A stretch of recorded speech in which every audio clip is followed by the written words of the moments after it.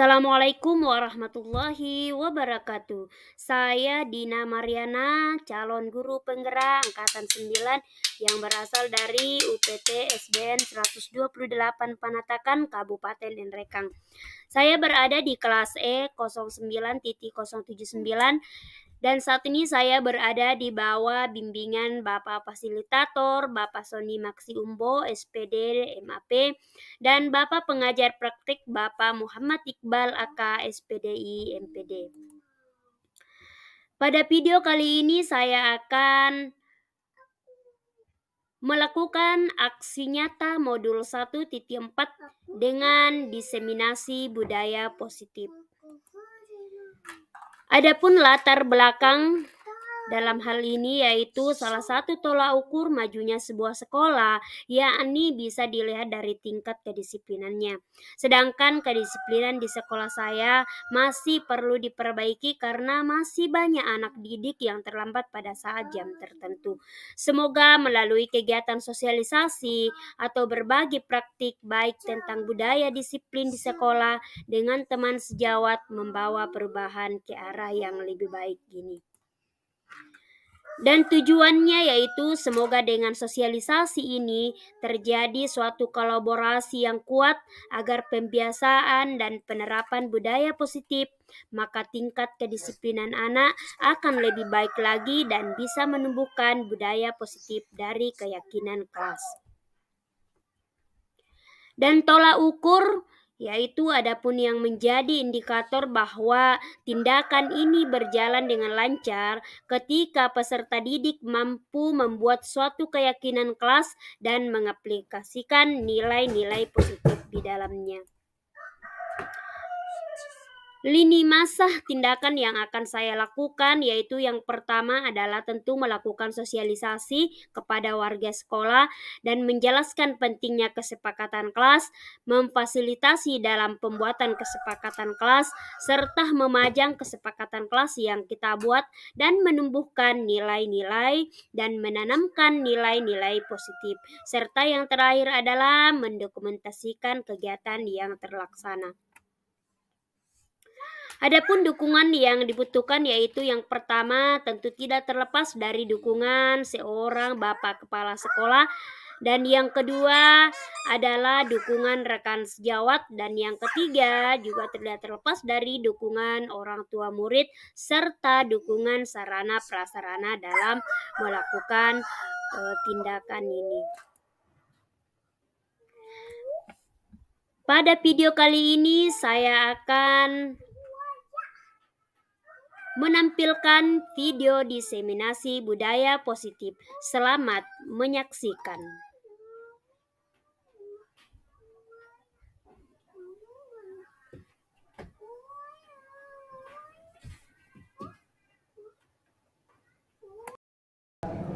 Puji dan syukur kepada Allah Subhanahu wa Ta'ala, yang mana pada kesempatan hari ini kita masih diberikan kesehatan, keselamatan sehingga kita bisa hadir di sekolah kita yang dicintai ini dalam rangka diseminasi penerapan budaya positif CGP Angkatan 9 Ibu Dina Mariana, UPT SDN 128 Panatakan. Salam serta salam tidak lupa pula kita kirimkan kepada Nabi junjungan kita Nabi Muhammad SAW, kepada sahabat-sahabatnya sampai kepada kita yang masih konsumen terhadap perjalanan beliau. Baik Bapak Ibu Guru, ada beberapa kegiatan yang sebentar kita akan laksanakan. Yang pertama adalah sambutan oleh Bapak Kepala Sekolah, yang kemudian dilanjutkan oleh penjelasan tentang budaya positif. Hari ini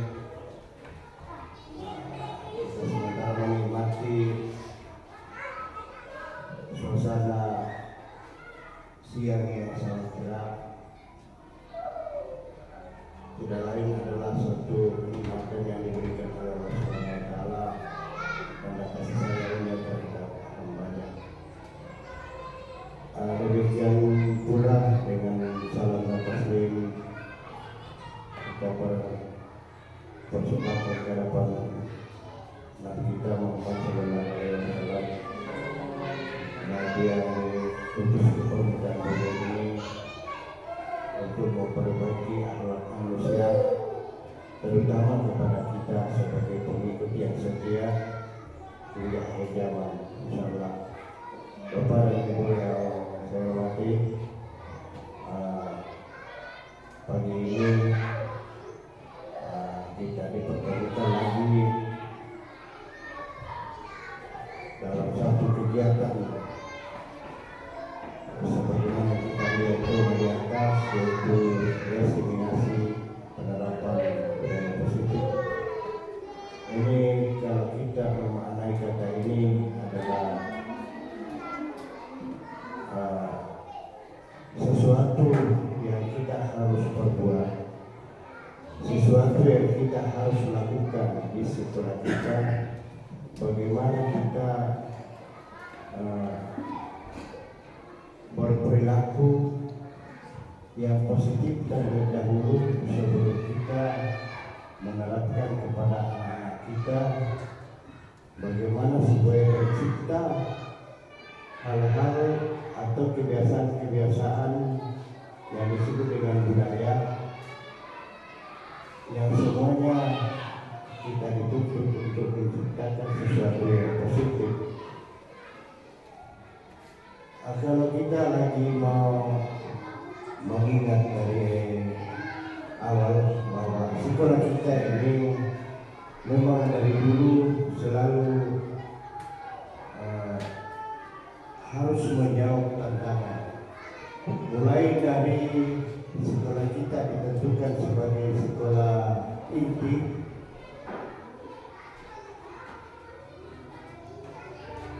dari beberapa SD yang ada di sekitar kita.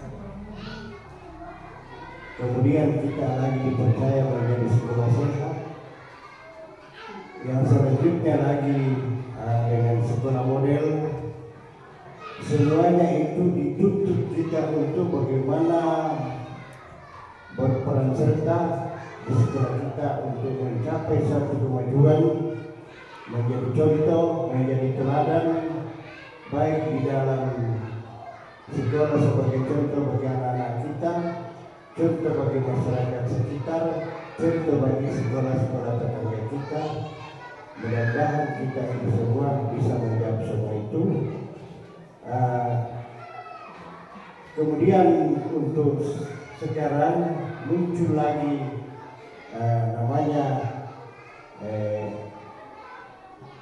awal dari sekolah penggerak, ya meskipun sekarang itu baru dikatakan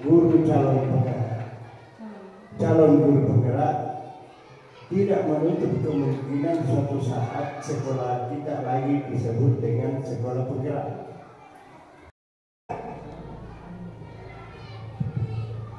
Bismillahirrahmanirrahim. Assalamualaikum warahmatullahi wabarakatuh.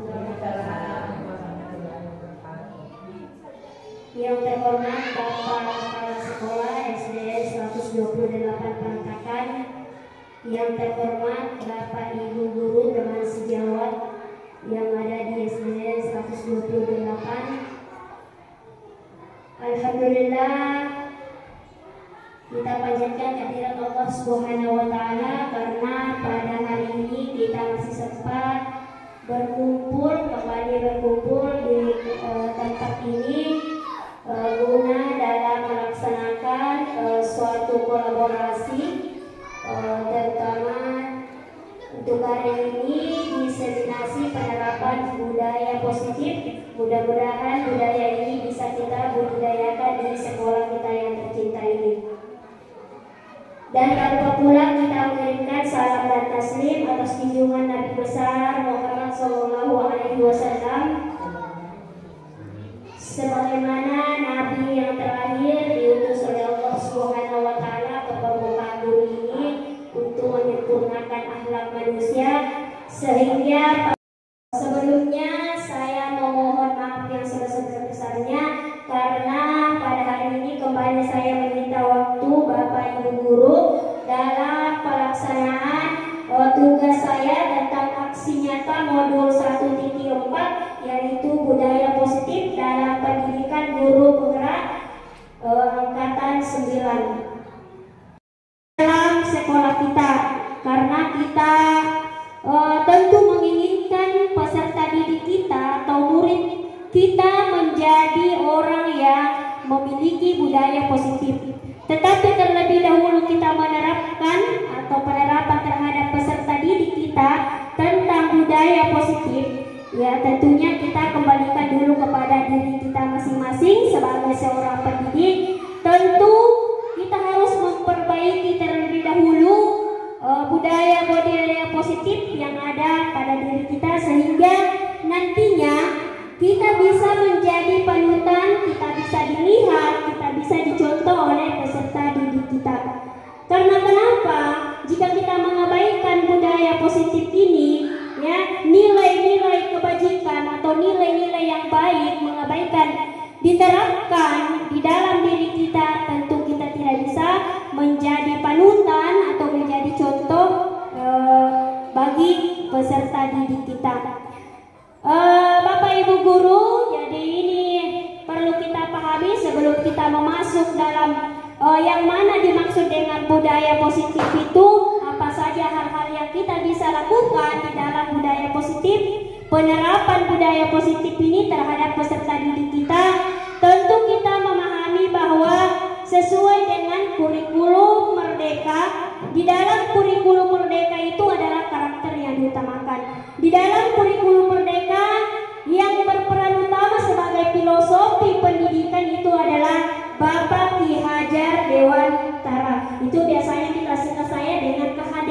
Itu adalah Bapak Ki Hajar Dewantara. Jadi adapun tujuan pendidikan menurut beliau, menurut filosofi pemikiran Ki Hajar Dewantara, pendidikan tujuannya adalah menuntun segala kodrat yang ada pada anak agar mereka dapat mencapai keselamatan dan kebahagiaan yang setinggi-tingginya. Jadi kita fokus dulu Bapak Ibu pada kata menuntun. Kita hanya menuntun peserta didik kita seperti yang dikatakan kemarin, bahwa peserta didik kita itu atau anak-anak kita itu, anak didik kita itu sudah memiliki kertas kurang. Selama ini kita memahami bahwa murid kita itu atau peserta didik kita itu adalah bagaikan kertas kosong. Ternyata pemahaman itu salah. Cuman kita yang salah memahami dalam hal ini, ternyata peserta didik kita itu sudah memiliki kertas kurang. Tinggal kita sebagai pendidik, tinggal kita sebagai guru bagaimana kita mempoles gerasan-gerasan kurang itu sehingga menjadi timbul dan dilihat dalam aksi nyatanya. Ya, jadi itu menuntun. Kita hanya menuntun, bukan menuntut. Kalau kita katakan menuntut berarti kita memaksakan sesuatu sesuai dengan keinginan kita terhadap peserta didik kita. Tetapi kita hanya sebagai pamong, ya, menuntun bagaimana peserta didik kita supaya bisa menjadi ke arah yang lebih baik. Seperti kemarin didiskusikan bahwa peserta didik yang bagaimana kita inginkan. Tentu yang kita menginginkan peserta didik yang religius, kita menginginkan peserta didik yang cerdas, ya, peserta didik yang berkarakter, pintar.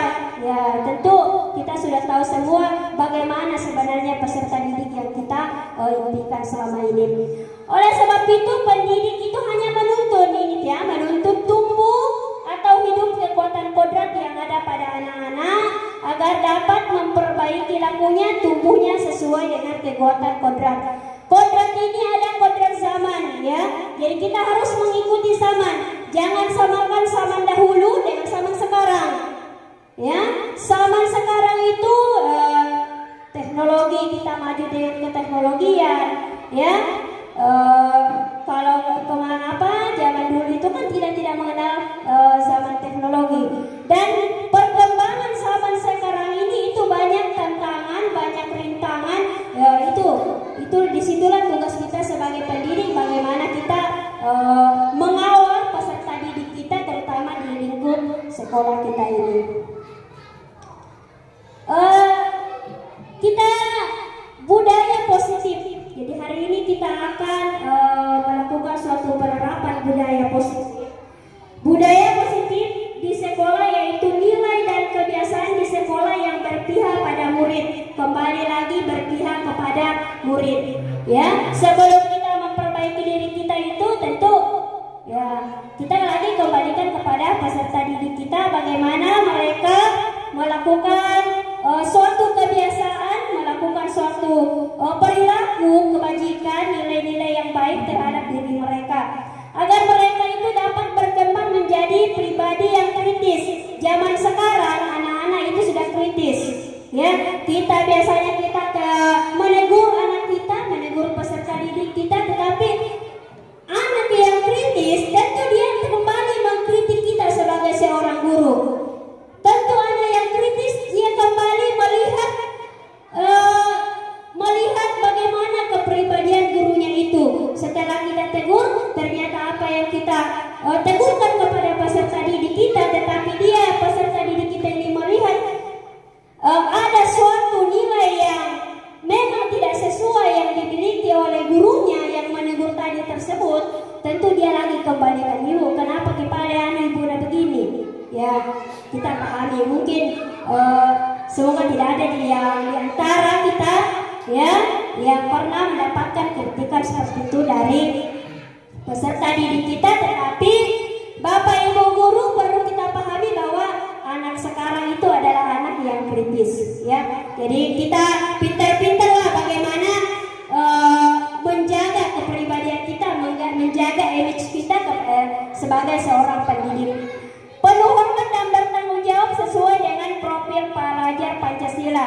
Kembali lagi dengan profil pelajar Pancasila, ya, beriman dan bertakwa kepada Allah, berakhlak mulia, mandiri, gotong royong, kreatif, ya, bernalar kritis. Jadi tidak terlepas bahwa peserta didik itu harus sesuai dengan profil pelajar Pancasila. Karena berdasarkan kurikulum Merdeka yang saat ini kita sudah jalani.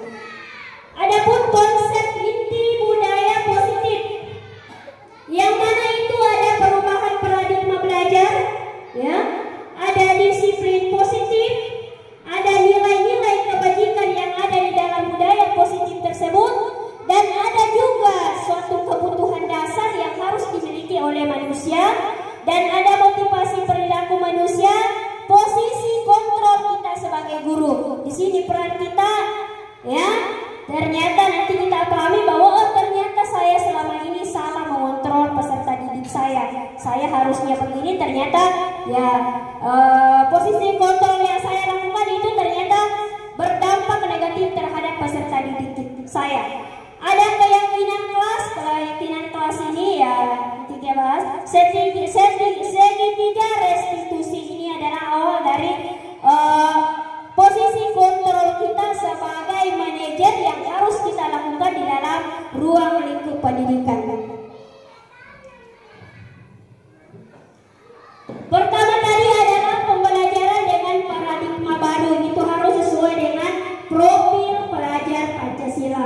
Pembelajaran dengan paradigma baru merupakan pembelajaran yang dirancang berdasarkan prinsip pembelajaran berdiferensiasi. Ya, berdiferensiasi itu harus banyak ragam.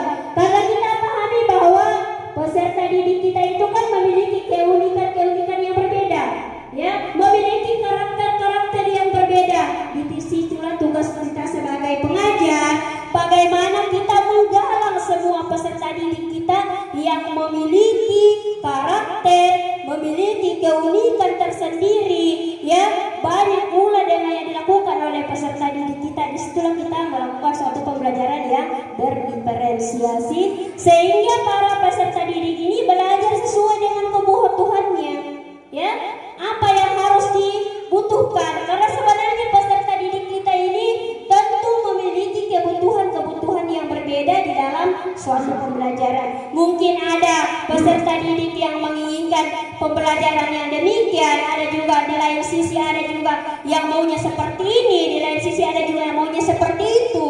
Ya, disitulah kita mengadakan suatu pembelajaran yang berdiferensiasi. Bagaimana kita merangkul semua peserta didik kita yang merupakan tanggung jawab kita sebagai peserta didik, itu tentunya untuk mewujudkan profil pelajar Pancasila. Ya, saya kira Bapak Ibu guru sudah memahami apa sebenarnya dari profil pelajar Pancasila tersebut.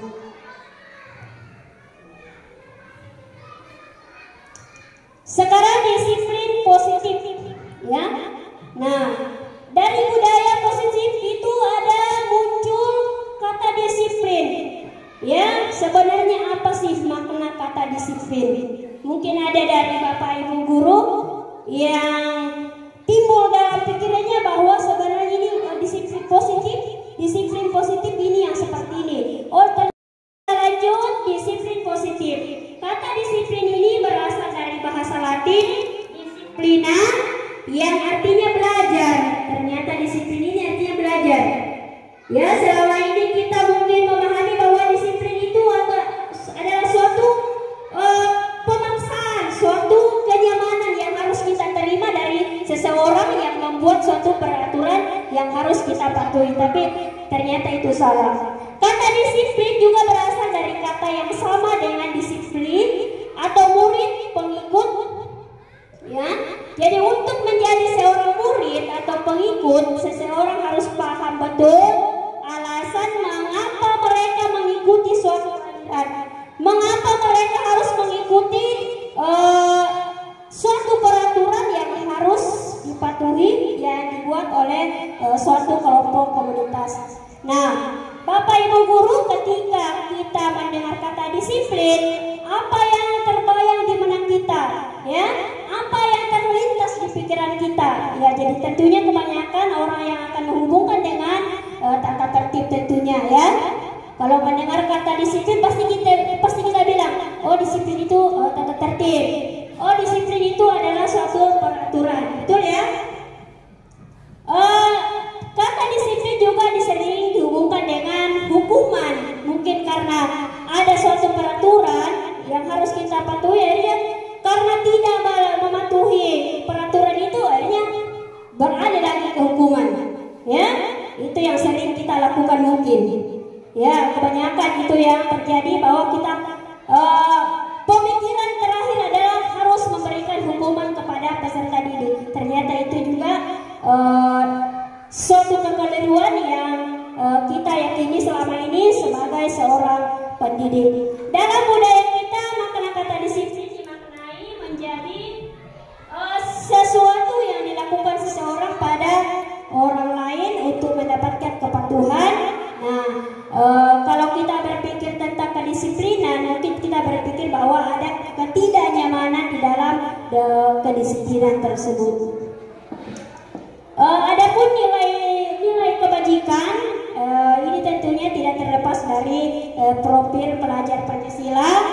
Di dalam nilai kebajikan ini tentu Bapak Ibu guru sudah memahami juga semua bahwa nilai-nilai kebajikan itu yang mana? Nilai-nilai yang baik tentunya, nilai-nilai yang positif, nilai-nilai yang harus kita tanamkan terhadap peserta didik kita. Ada peduli, terus terangan, rajin, integritas. Bisa kita lihat nilai-nilai kebajikan. Saya kira kita sebagai pendidik sudah tahu yang mana itu nilai-nilai kebajikan. Ada lagi kebutuhan dasar manusia. Ini sesuai dengan apa yang kita lakukan di sekolah. Kebutuhan manusia itu ada 5. Ada kebutuhan hidup. Tentu kalau kebutuhan hidup ya kita pahami makan, minum dan seterusnya. Ada kebebasan. Kebebasan itu adalah suatu kebutuhan, stabilitas, cinta dan kasih sayang. Ada kesenangan, ada penguasaan. Di sini ada 5 kebutuhan dasar. Peserta didik kita, jika seandainya kita memahami semua peserta didik kita, tentu kita pahami bahwa oh ternyata anak saya ini dia butuh kebebasan. Anak peserta didik saya melakukan kasus seperti ini, melakukan tindakan seperti ini,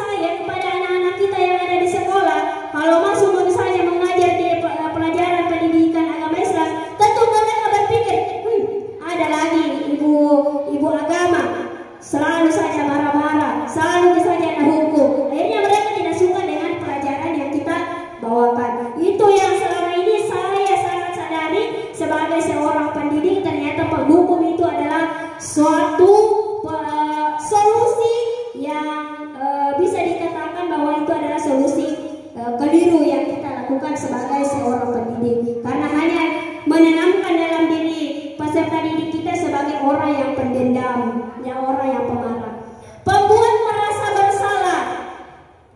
Kalau pembuat merasa bersalah ini itu di bawahnya penghukum, masih bisa juga kita hindari sebagai seorang pendidik, ya.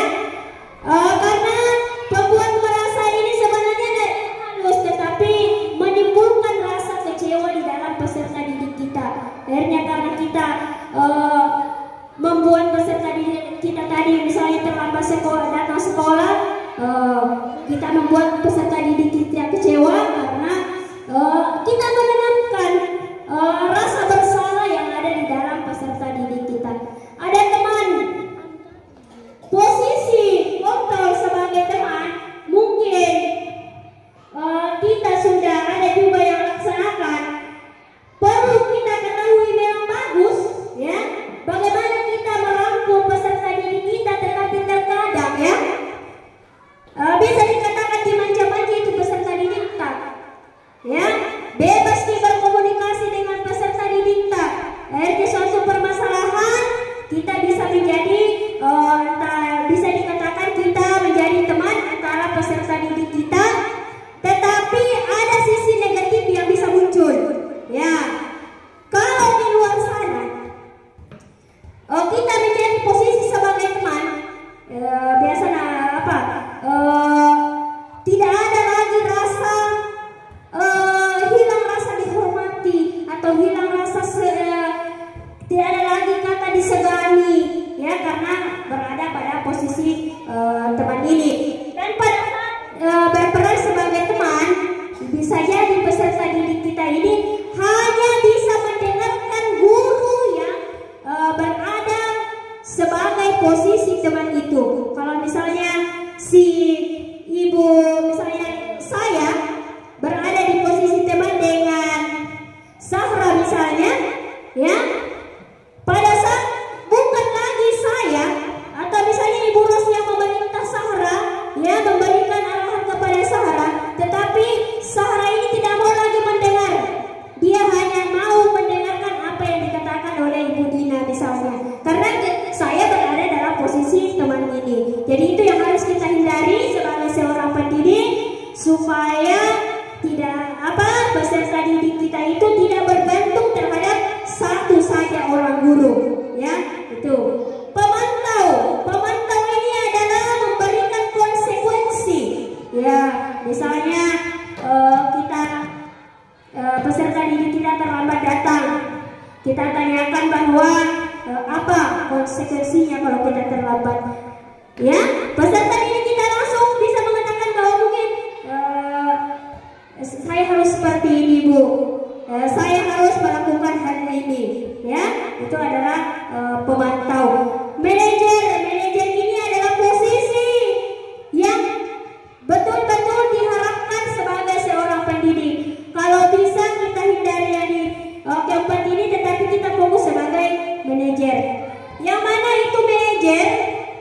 Ya, manajer ini tentu di dalam manajer ada suatu keyakinan kelas, ya, bagaimana kita mengontrol peserta didik kita ke arah yang lebih baik dengan menghindari kontrol penghukum, merasa bersalah, teman pemantau. Jika sekiranya kita bisa melakukan kontrol guru sebagai manajer, itu pasti lebih baik, ya. Posisi kontrol, ya. Jadi ada tadi penghukum, pembuat merasa bersalah, teman pemantau, dan manajer. Saya kira sudah jelas itu. Coba perhatikan Bapak Ibu guru di atas. Pernyataan, ya. Siapa yang mengatakan? Maksudnya siapa yang mengatakan, berarti kita berada di posisi itu, berada di posisi kontrol sebagai penghukum, merasa bersalah, ya, atau pemantau atau manajer. Saya kecewa sekali dengan kamu. Terkadang kan kita membentak peserta didik kita, ya. Ada misalnya di luar kita bertemu dengan seorang peserta didik kita yang membuat kesalahan misalnya, kita langsung membentak, saya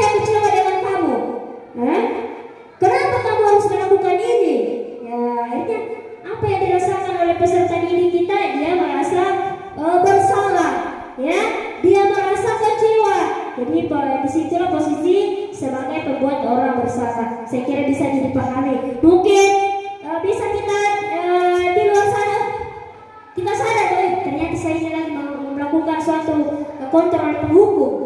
Saya melakukan kontrol sebagai teman. Harus saya sadari, harus saya sebagai manajer.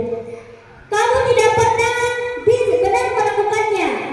Biasa kalau misalnya masuk di kelas, ada mungkin peserta didik yang tidak bisa kerjakan tugasnya, atau ada peserta didik kita yang tidak bisa menulis. Biasa kita langsung membentak, kamu ini tidak bisa menulis. Kapan kamu bisa menulis? Ini adalah penghukum, membuat tekanan, ya, tekanan terhadap peserta didik. Ternyata kita harus membangkitkan semangat supaya dan tadinya tidak bisa menulis, dibentak, dimarah-marahi, akhirnya menangis terjadi. Akhirnya mereka menangis, atau akhirnya mereka sama sekali tidak mau pegang pensil misalnya. Itu karena ada penghukum yang kita terapkan terhadap peserta didik kita. Ayolah lakukan dari Bapak Ibu. Ini biasanya sebagai posisi kontrol teman yang harus dihindari, karena ada posisi negatif yang muncul ketika kita berperan sebagai teman terhadap peserta didik kita. Bisa saja, tapi kita batasilah, ya. Apakah kamu mau mendapatkan stiker bintang hari ini? Itu pemantau, ya, memberikan konsekuensi. Manajer, bagaimana kamu bisa menyelesaikan masalah ini? Jadi manajer ini ada posisi restitusi, ya, yang harus kita lakukan supaya kita bisa menerapkan posisi kontrol sebagai manajer. Ada tahapan yang bisa kita lalui supaya kita tetap sebagai pendidik yang berperan sebagai manajer terhadap peserta didik kita, bukan hanya sebagai penghukum, bukan sebagai pembuat bersalah, bukan sebagai teman, bukan sebagai pemantau, tetapi bagaimanalah berusaha supaya kita bisa menjadi seorang guru yang memposisikan diri kita sebagai manajer terhadap peserta didik kita. Ya, sebelumnya itu dalam menerapkan keyakinan melakukan restitusi segitiga, itu ada keyakinan kelas. Ya, seperti yang disampaikan oleh Bapak pengajar praktik kemarin bahwa keyakinan kelas itu adalah suatu kesepakatan, ya, suatu aturan. Sebelum kita memulai pelajaran, kita serahkan dulu terhadap peserta didik kita maunya apa. Coba anak-anak kita apa coba yang harus kita yakini. Mungkin ada anak kita yang bilang keluar kelas harus minta izinku, ya kita tulis, ya.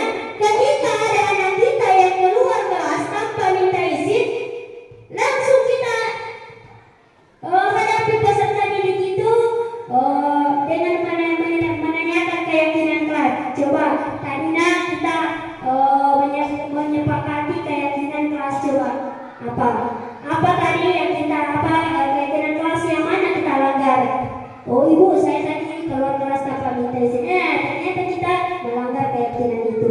Jangan langsung memarahi peserta didik kita, tetapi bagaimana kita berkomunikasi yang baik terhadap peserta didik kita, ya, memvalidasi tindakan, menanyakan kesalahan apa yang dilakukan. Setelah itu kita akan menanyakan keyakinan kelas yang kita patuhi, keyakinan sekolah yang harus kita patuhi.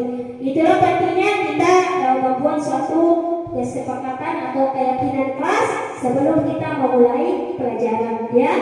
Karena anak-anak sekarang, anak-anak yang kritik tentu dia sudah paham ibu kalau mungkin keluar harus minta izin, ya. Kalau mau berbicara harus angkat tangan, ya.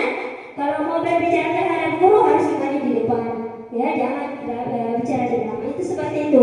Kalau kita sudah menerapkan keyakinan kelas, ketika keyakinan kelas itu sudah kita tulis di dalam kelas kita, ternyata ada misalnya 5 keyakinan kelas yang kita sepakati, sudah ada yang berbudaya, ya, sudah ada yang sudah betul-betul mereka sudah diterapkan di dalam kelas pada saat pembelajaran, itu kita bisa ganti lagi dengan yang lain. Keyakinan mana lagi yang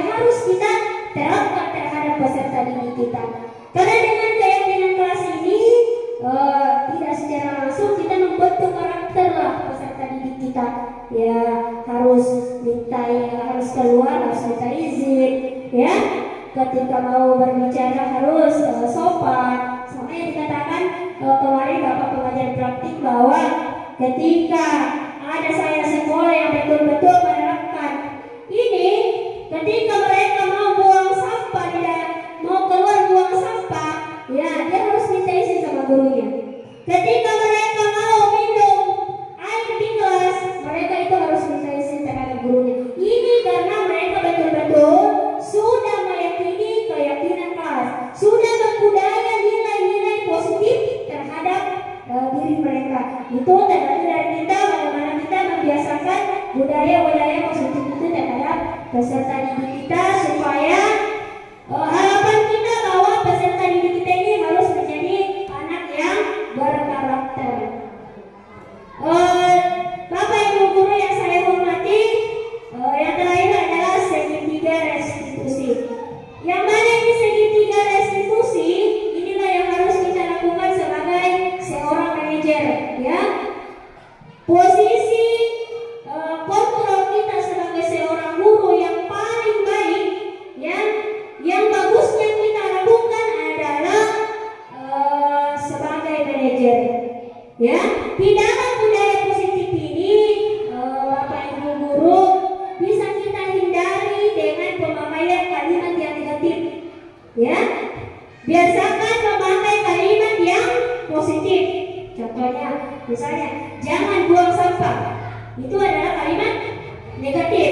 Hindari jangan, ya, tidak boleh. Tetapi harus kita memakai kalimat positif supaya anak-anak kita itu tidak terkesan dengan kata jangan. Karena ketika budaya sudah mendarah-daging di dalam peserta didik kita dengan kata jangan, tidak boleh, dengan tanda larangan, mereka menganggap bahwa itu adalah kata lumrah. Ketika kita berteriak, hei jangan buang sampah, mereka pasti betul itu jangan. Jadi untuk saat ini, bagaimana supaya kita membuat suatu kalimat terhadap peserta didik kita, ya, dengan kata positif, misalnya jangan buang sampah. Ya, apa yang harus kita lakukan? Nah, coba kalau kita makan somai, kita buang sampahnya di mana? Tentu anak-anak langsung di tempat sampah, Bu. Ya, nah kalau kita belajar itu kita harus bagaimana? Jangan ribut, Bu. Ini mereka terkesan, ternyata berbahaya tidak ribut. Ternyata kalau kita makan ini tidak boleh buang sampah. Ya, jadi itu yang harus kita hindari, ya, di dalam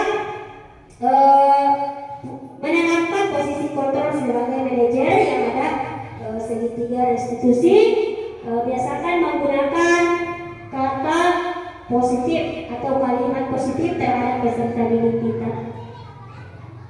Adapun tahapan segitiga restitusi dalam menerapkan posisi kontrol kita sebagai guru, sebagai manajer, yaitu menstabilkan identitas. Ketika ada peserta didik kita yang membuat kesalahan, harus kita dulu tanyakan, ya. Kita menstabilkan identitas mereka. Ya, contohnya, misalnya ketika kita pikir di depan, ya, ada peserta didik kita yang terlambat datang, ya, atau ada peserta didik kita yang salah memakai seragam, ya. Apa yang harus kita lakukan dalam menstabilkan identitas ini? Tentu kita harus menjaga berkomunikasi terhadap peserta didik kita bahwa, nah, hari ini ternyata kita pakai baju putih, tapi kenapa kita memakai baju batik, ya? Mungkin ada mereka baju saya mau basah, baju saya mau entah kemana. Kita jangan langsung memarahi, ya, jangan langsung menekan. Tetapi apa yang harus kita lakukan dalam menstabilkan identitas ini?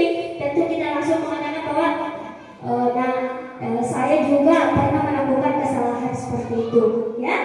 Saya juga pada saat sekolah, saya juga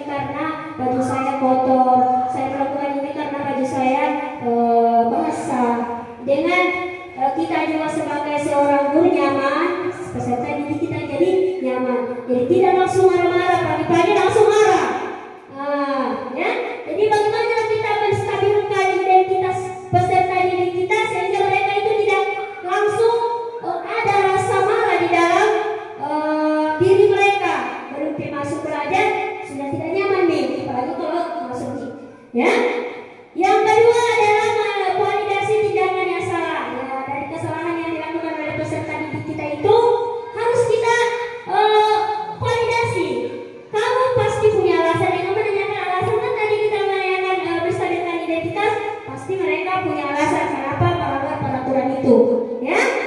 Pasti kita sebagai seorang guru yang berada di posisi manajer tentu tidak menghukum.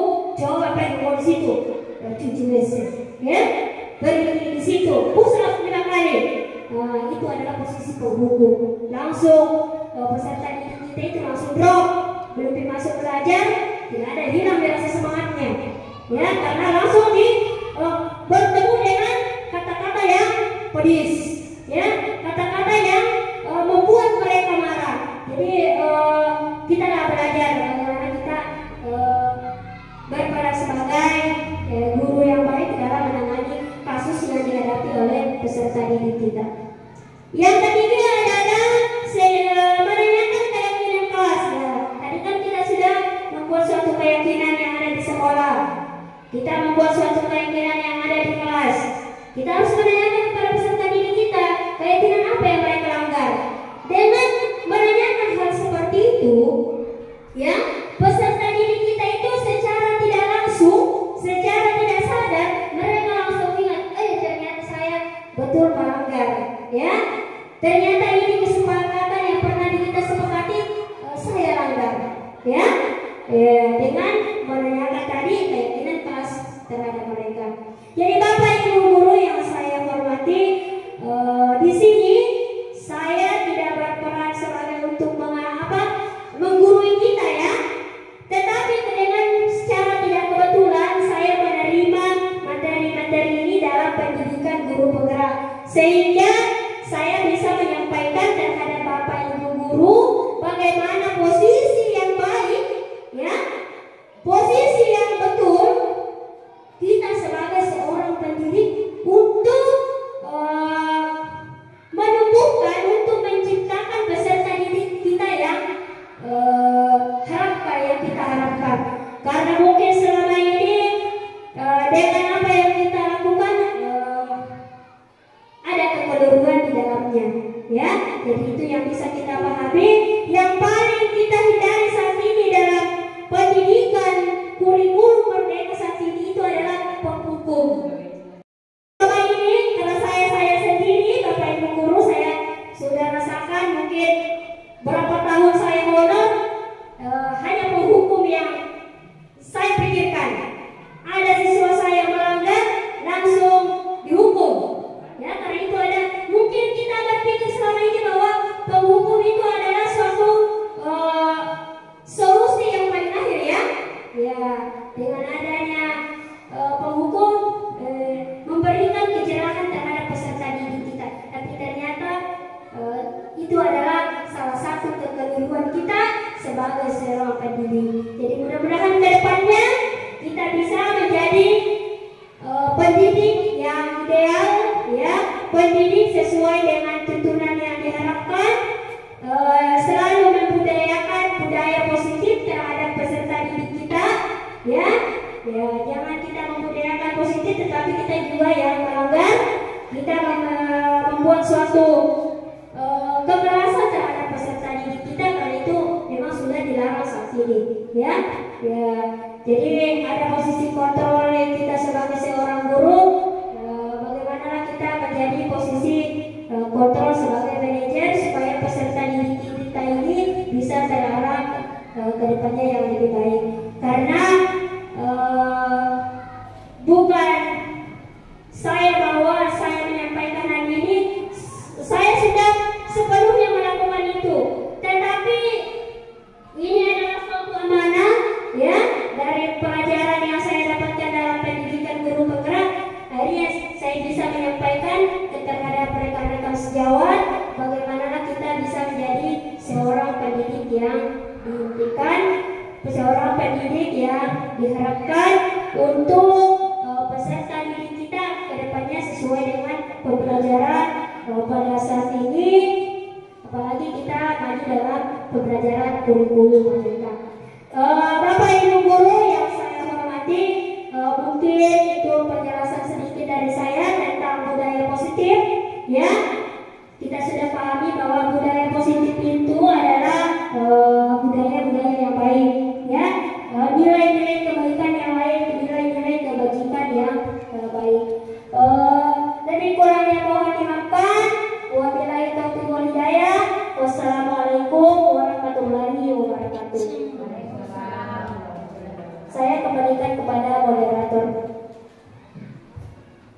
Beri aplaus tepuk tangannya Maria untuk saudara kita. Saya kira ini adalah suatu ilmu baru untuk kita guru. Saya sangat terkesan dengan materi yang dibawakan oleh Ibu. Ya, betul sekali bahwa kita sebagai guru harus memposisikan diri kita seperti murid. Kita guru bukan sebagai penghukum, tetapi bagaimana kita bisa belajar menjadi manajer di kelas, gitu. Jadi ini ilmu baru. Semoga nanti kegiatan Ibu Dina CGP Angkatan 9 akan membawa perubahan yang signifikan di sekolah kita. Kita tunggu lagi ilmu-ilmu barunya untuk dibagi kepada kita, direalisasikan di sekolah kita. Semoga anak-anak yang kita harapkan bisa tumbuh menjadi anak-anak yang kita impikan, seperti itu. Terima kasih kepada Bapak Ibu Guru, Bapak Kepala Sekolah yang telah meluangkan waktunya hari ini. Kita tutup kegiatan kita hari ini dengan membaca hamdalah. Kurang lebihnya mohon dimaafkan. Wabillahi taufiq wal hidayah. Assalamualaikum warahmatullahi wabarakatuh.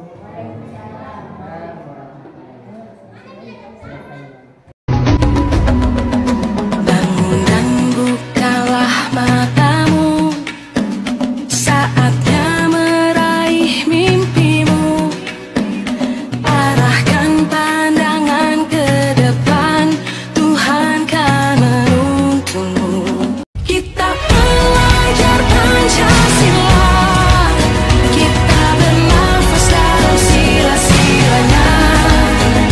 Kita belajar Pancasila, ayo kita jaga untuk Indonesia.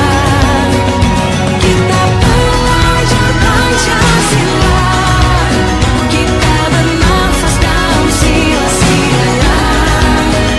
Kita belajar Pancasila, ayo kita jaga untuk Indonesia.